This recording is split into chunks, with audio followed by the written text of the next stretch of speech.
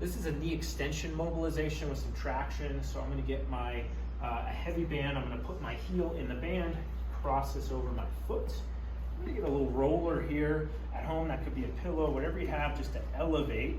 So with knee extension, we wanna try and let the knee relax totally straight.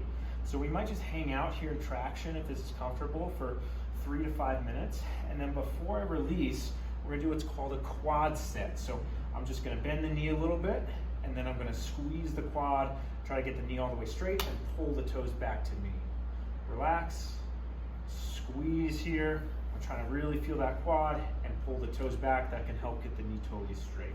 And I'm gonna do 15 to 20 of these until I feel a little muscle burn in the quad and try and get the knee straight. If this is painful or pinching, obviously check with me or your physical therapist before starting it, but this can be a helpful technique to get into some full knee extension.